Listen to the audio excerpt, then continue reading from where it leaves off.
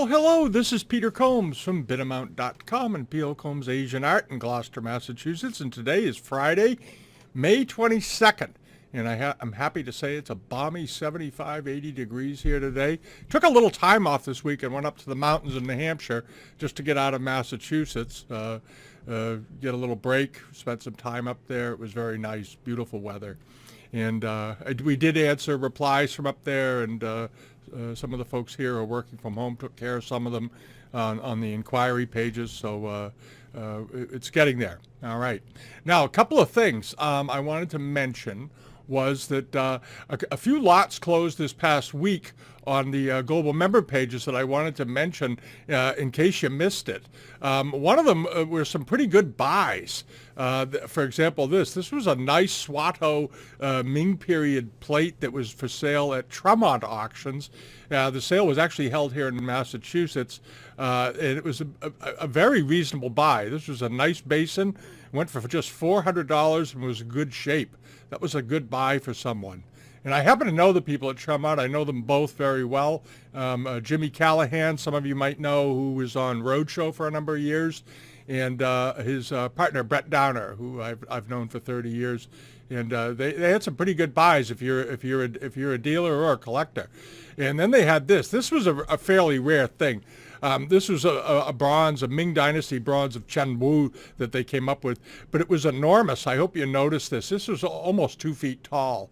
A very nice big Ming bronze, very dramatically cast, a lost wax technique on its original stand. These figures turn up from time to time, you may recall, and they don't have their stand, so it just has a perched figure. They've been detached from it. But as you can see here, it's still present. This was a heck of a nice bronze, and it did well. It brought $17,000. All right. But then on the China trade side, this was a great buy. I had mentioned these a few weeks ago in a video because they typically sell for around $1,000 to $1,100 a piece. And somebody got both of these for $1,300, which was, I think, a really good buy. They were beautifully done, nice interior scenes, good antiques, painted around around 1800 roughly. They're probably on English paper that was imported for the purpose of these paintings. They did do that. Usually, one of the most popular paper suppliers was Watman in England. All right, and that was, I think these were a very nice buy for someone, $650 a piece. Excellent.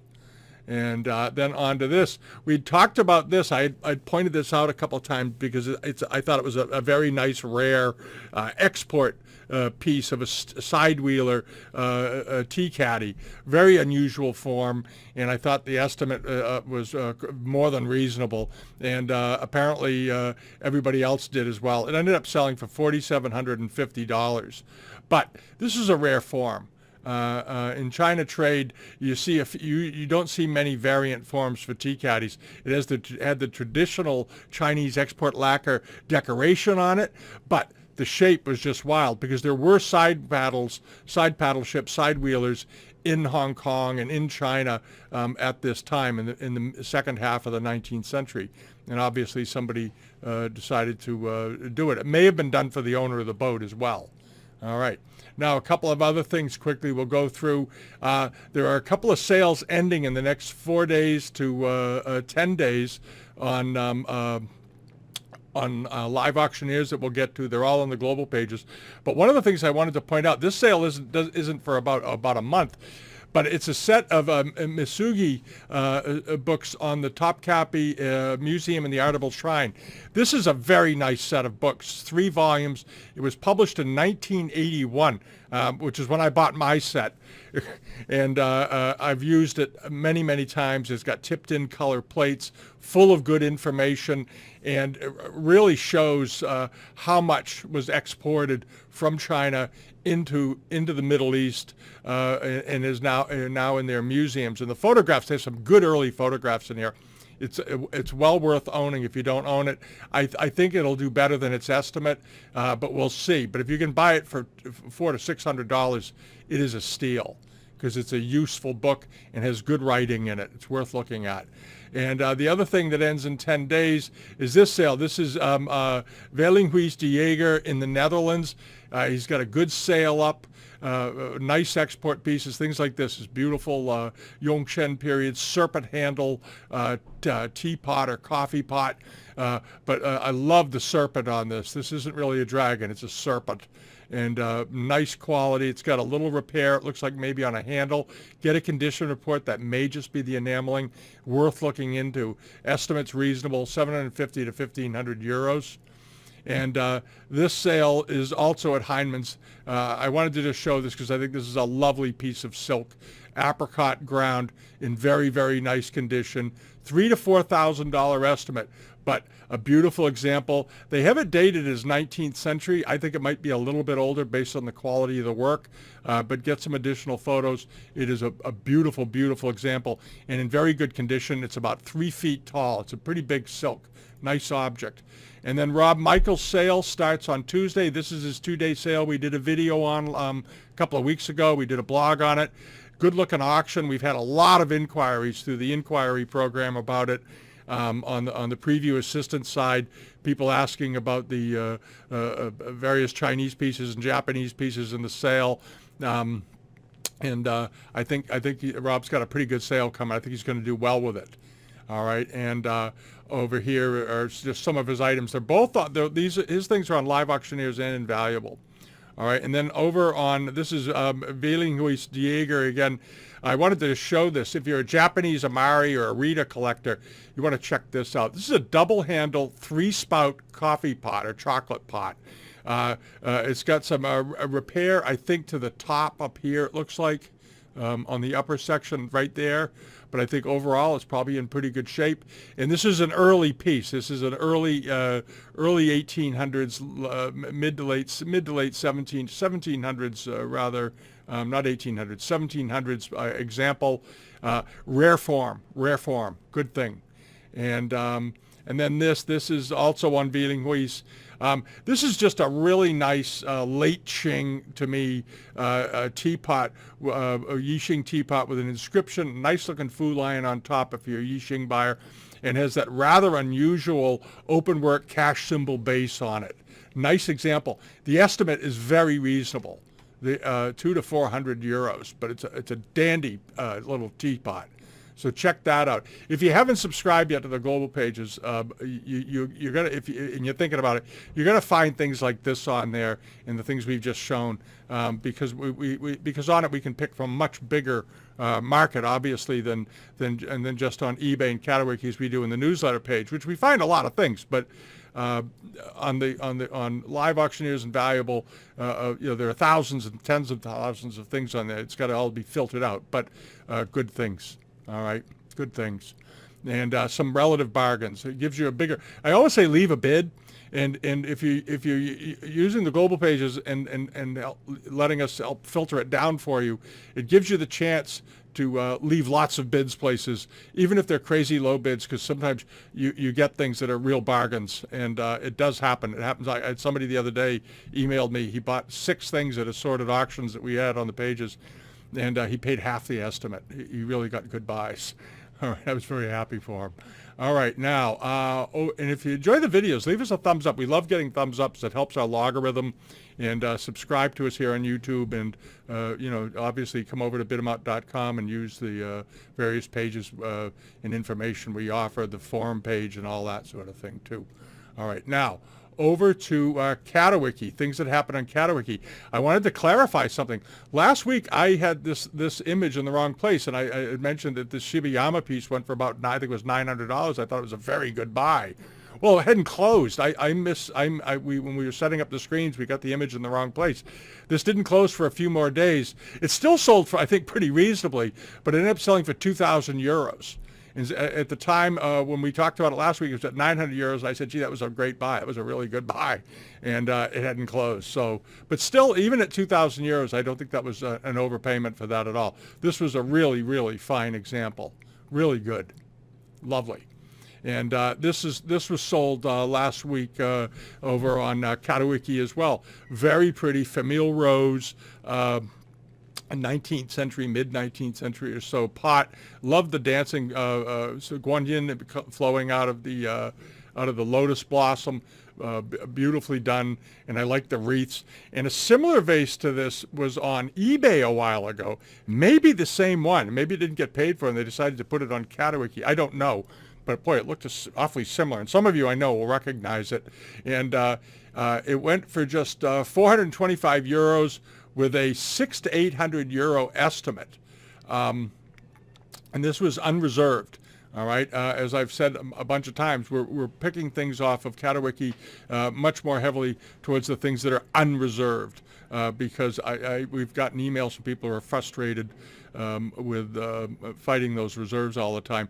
The other thing I wanted to mention about CATAWIKI, they got a hold of me about a week and a half ago and wanted to know my thoughts on expanding their area for buyers into Australia and Canada. And I sent them back a whole bunch of statistics based on our site on global buying, auction buying, and so forth. And I said, you absolutely should include Australia and Canada. I have no idea why they don't. I really don't. Nobody's been able to explain it to me why. There are lots of Asian collectors in Canada, and there are lots of Asian collectors in Australia. Lord knows, many of them are Chinese expats that now live there, that live in Sydney and so forth. And I think they're missing out badly by leaving out countries. There's no reason for it. Shipping is shipping. Shipping to Australia is just as easy as shipping to England from the United States or anywhere else. It doesn't make any difference. They have a few restrictions on box sizes, but other than that, it's not a big deal. All right. The other thing I wanted to mention was this. This was a nice 18th century Famille Rose gravy boat. It had a little repair chip somewhere on the edge of it. I couldn't really find it, but nice looking gravy boat that had gilding on it, still in good shape. A classical sort of English form of based on an English silver form that they did make these gravy boats out of, often in pairs. And this one I think went very reasonably, 151 euros. I think that was a good buy. I think that was a perfectly good buy. I wouldn't have been at all surprised if this had sold for 400, 500 euros. All right, and then over to this. This was another good buy, unreserved on CATAWIKI. Good-looking 18th century deep cobalt blue. The cobalt on this was so deep and rich, really, a sapphire color. It was a nice thing, and it ended up selling for $51. All right, 51 euros. That was an absolute steal. It was a great buy. 23 centimeters in diameter, so it's about, 7 inches in diameter, something like that. But what a great buy. $51. Can't beat it, all righty? And then on to this. This was another good buy. This was a very attractive 18th century dish, cleanly painted. The decorations were nicely outlined. The cobalt was filled in beautifully. I like the way it's sort of loose, floating around with a central flower to draw your eye to it and so forth. And this went very reasonably too, 120 euros. Kangxi period, nice looking piece. All right, and that was a good buy. There are good buys on CATAWIKI right now, and certainly you have as good a chance of getting a good buy there as you do on eBay. All right, and then on to this very interesting lacquer and watercolor fan. I really like this fan. I liked particularly the lacquer work at the bottom where they use gilt. It was a black background, gilt, and this sort of varying shades of reds to almost purple toning around here with birds and butterflies and all this. And then you have all these junks in the background sailing by. And let's see if we can flip this over. There's a good shot of the people, the figures. The coloration on this fan was quite unusual. I've seen them before, but you don't see them often. Typically, it's just gilded or ivory blades to host the paper. And the watercolor work on it was quite good. The waves, nicely done, and so forth. It was a very attractive fan. And then the other side of it, there it is, has figures, which is more typical, has the typical background of figures in various in interior settings or terrace scenes and so forth, like this running around it. Very typical. And this is usually the side that people focus most on because it has figures. But for me, I prefer the other side that had the beautiful, the harbor scene off of outside of Canton. Nicely done. And this went reasonably, I think, $645. All right, I think that was a very nice buy for someone. If you're a fan buyer, you know why. because usually the side with the figures is very well done, and then the back side, the B side, so to speak, as in this example, is just sort of quickly drawn with some flowers, not a lot of care to detail particularly. One side is always much better than the other, it seems. This one, it was well done on both sides, and I liked the scene of the junks and the islands and so forth a great deal. But then again, I live in Gloucester, Mass, so you better like what's on the ocean, I guess. All right, and then on to this big 18th century grisaille decorated shipping bowl, European ships, European scenes, but very well painted. This was a heck of a nice bowl. It was on the newsletter page. We found it and we put it in there, as we do with things that we find that we like, and nicely done all the way around. There it is. Here's the picture of the bottom of it. Clearly an 18th century example. The European figures were beautifully painted here on the docks with the baskets in the background and trees. Lots of detail. Had a couple of nicks out of it. Who cares? This is a rare bowl. And ended up selling for $2,650. It was 13 inches in diameter. It's not a massive punch bowl, because some of these bowls, as you know, can get up to 15, 18 inches. This was 13 inches, but still a good, desirable size and very interesting example for the export market. And I think $2,650 was perfectly reasonable for that. And then onto this, the turquoise lotus leaf formed vase with underglaze decoration and so forth, and these purple mask handles on the ends. This was a nice looking vase. We'll flip it around. There's the bottom of it. The seller had this listed as a 19th century pot. I don't agree with him. I think it's a late 18th century pot. That rounded, very smooth, white foot, unglazed bottom, and so forth. And I think a few people thought it might have been as well, because it ended up selling for $1,182. And this wasn't an enormous vase, but it was good size. It was only 22 centimeters in height, so it's about 8 inches, a little over 8 inches tall. But very nice glaze, very nice decoration. And I think a number of people probably disagreed with his dating on it, and it ended up paying $1,182 for the pot. And I think that was a perfectly fine price. It was a nice looking vase, nice color, good quality. And then on to this. This was something that Chamberlain's had up. I just like this a lot. I like Indian and Hindu watercolors of the 18th and 19th century and older. This was a nice one of the blue elephant, and beautifully done, very expressive, nice background. Here's a better shot of it. I just thought it was charming. And as those of you that watch these videos for a while know, I love Asian and Far Eastern depictions of animals. They make them so human. And I love the expression on his face and his little tusks coming out and so forth. Nice looking painting. And it ended up selling for $1,175, which I think was perfectly reasonable. Good looking 18th century painting, and it was unreserved. And then over here to this was that very attractive pair of Japanese cloisonné vases that we featured. I thought the shape was lovely. I thought the selection of colors was very, very good, beautifully done all the way around. And I think overall it was in nice condition. And it did pretty well. They did pretty well. They brought $1,233, which I don't think is crazy, because they're very pretty. They're just darn pretty Meiji period examples.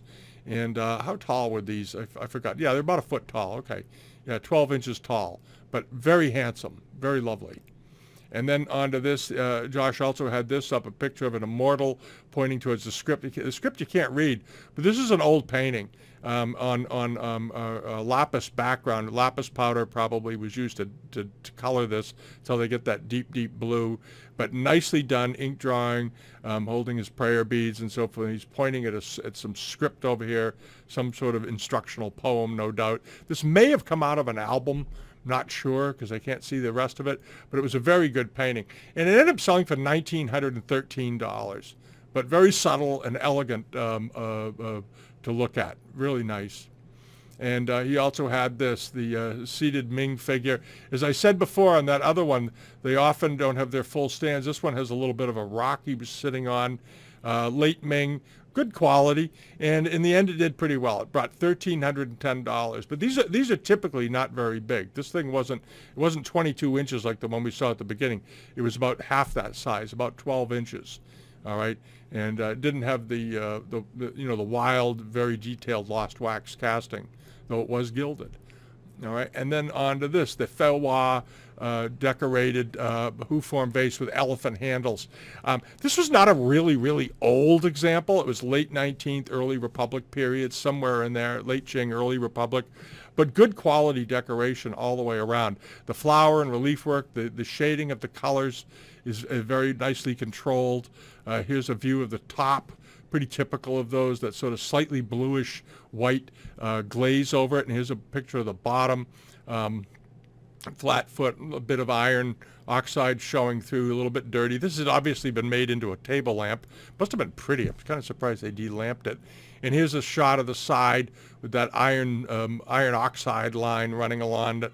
This is just an interesting and sort of unusual vase. It looks very dirty to me.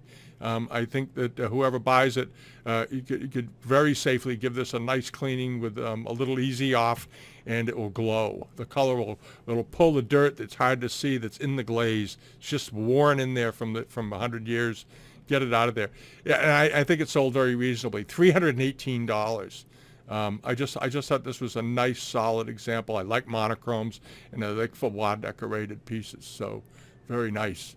And then on to this. I don't know if anybody really noticed this. This sort of went under the radar. This is a late Ming double-handled pot, and it's a fairly rare form, probably from the Swato area with this Kanrundi red decoration. Here's a picture of the bottom of it, very, very gritty and so forth. But the reason I included this, it was a very unusual type, very unusual form, and I couldn't figure out quite where the form comes from. But clearly an interesting example, and almost looked European in some ways, but it wasn't. It was Chinese. But I think it sort of missed everybody, and it went for just, had no repairs. It went for $287 for a nice looking late Ming Swato pot. And I looked around. I couldn't find a comp to it anywhere. I think it was just sort of an unusual thing. All right, and then over to this, the Ming bottle vase. This was a nice bottle vase. It had, as you can see, it had a bit of a, I guess it had a little bit of a dent in the body, but that actually can be tapped out if you know a good restorer. They can fix that as long as it's not cracked, and this doesn't appear to be cracked, and they can just work it out for you, probably for about, I don't know, $80 or $100 or something. They heat it up a little bit and get it squared away. And this sold for $464, which was perfectly reasonable. It's a nice form. Some people say these are Yuan dynasty. I think typically they're more likely to be Ming, but still a nice piece. And it was around 23 centimeters tall, so it works out to around 7 or so inches. Nice looking. And then on to this. This was something ceramics and collectibles had. The fellows over in the Netherlands, Shangri-La Antiques, huge amounts of stuff they have. It's amazing how much material. They've only been dealers now for online and so forth. I don't know, maybe for 4 or 5 years now. They've been collectors for a long time. They're very knowledgeable, and they sell on eBay, and they also sell on CATAWIKI. And this was something they had up. Nice little transitional period jar. Sold for $560. Perfectly reasonable. Perfectly reasonable. Nice little pot. And then on to this, the gilt-worked silver with jade and enamel box that was, I thought was so pretty. Good quality all the way around. Nicely done. The jade panels on the top were well done, but very detailed. Just an elegant box, almost like Fabergé, so to speak, okay? And in the end, it took off. It went for $7,100. Not a terribly big surprise. I thought it might have brought a little bit less than that, just because of the way the market is right now. But still, a nice piece, and $7,000 for a good bit of a jewel box like that, I think is okay. And then on to this sort of unusual, this particular form of rose medallion, or rose mandarin rather, these pear-shaped vases typically aren't this big. This vase was 2 feet tall. As many of you know, you've seen these before. You see them around for 10, 11, 12 inches, 13 inches, but 2 feet tall is quite unusual for one of these. And it ended up selling for $1,305, which is more than they typically sell as a regular old-fashioned rose mandarin, baluster type vase. And I think largely this is due to the shape of the pot itself. that rather unusual pear shape. And I like this sort of chimera, almost looks like a snake wrapping around the neck. And the enamels also were in very good condition. On these, you always want to check the enamels and check the gilding to make sure it's not all worn away, because they often are. That one was in good shape. And then on to this, the double moon flask cloisonné vases. I thought these were lovely, 19th century, I believe, but very good color, very stylized, very precisely made, and they're double flasks, which makes them quite attractive. And they sold for $5,374. They were about 14 inches tall, so they were good size, but very nicely done. And this pair was in good condition. This was sold by the Art Studio Gallery over in London. They've put up some good things from time to time. All right, and then mosey on over here to the fans. I like fans, and these were nice-looking silkwork fans with their original lacquer handles, judging by the work and the color. You know, they're 19th century, mid-19th century, very fine quality in a pair. All right, and they ended up doing pretty well. They brought 1,353 pounds, or around $1,652. But you know, $800 a piece. That is in line with what does it say here? Bidding has ended on this item. The seller has relisted this item or one like this. Hold on a second. Let's go see. That just popped up since I did this. Hold on. Let's see if we can find it quickly. No, whatever he put up wasn't the fans. Okay, they sold. I thought for maybe a minute somebody get a shot at him again, maybe get a bargain on their hands. And now we'll take a look and see what's going on, what's coming up this week over on CATAWIKI and on the newsletter page for things that we've come across so far. I know there's more stuff in the queue. I just haven't looked at it all yet today, because I actually got back from New Hampshire last night. I went up for one day and stayed for several. It was good to get away. All right, now on to this. This ends in about a week. This very nice Famille Rose 19th century bowl. It's sort of an interesting example with a figure being greeted riding in on his horse. And as y'all know, I'm a pushover for Chinese horses, so I had to include it. All right, and it looks to be in nice condition. I like the faces on them, and it's sort of an interesting provincial scene. Very charming. And it just went up. It's got 6 days to go. It has no reserve on it, and the minimum bid to open it is $1. How's that? And the same thing for this. This is an interior scene. What's interesting about this has caught my eye, because I noticed they dated it as 19th century. And at a glance, as many of you know, this particular outer border pattern comes out of the Yongchen period, not with the central scene quite done like that, but the outer border is very Yongchen. And it looks like they brought it back, and then they sort of, in the 19th century, and did their own interior, how they created the cartouche with these sort of tassel devices crisscrossing around the edges and the shape of it and so forth. Rather nice. Very typical sort of mid-1800s foot rim on this. Beautifully done. And they're sitting around, they're greeting some sort of important person, and they have vases. There's a nice little Mei Ping vase on the table here, and they use these sort of cash symbols with lion masks around the edges. He's being offered tea. Nice looking dish. It ends also in 6 days. It's unreserved, and they say it right there, no reserve price, and $2 bid to get it started. So there you go. And there's a bunch of Kangxi stuff that we'll be putting on the newsletter page this week. And one of the things I wanted to mention was that if you're familiar with the dealer in Paris, Nicolas Boucher, he's a Chinese export dealer. He gets good things. Apparently he's selling now on CATAWIKI as well. Here it is. And he went to the École de Louvre. He's got a good background in decorative arts, Renaissance art, and so forth. He fell in love with Chinese porcelain. He has a newsletter, Gallery the whole name, Fouché. You'll find him if you Google him anyway. He has a newsletter. I get it whenever he sends it out. He's got some very nice pieces.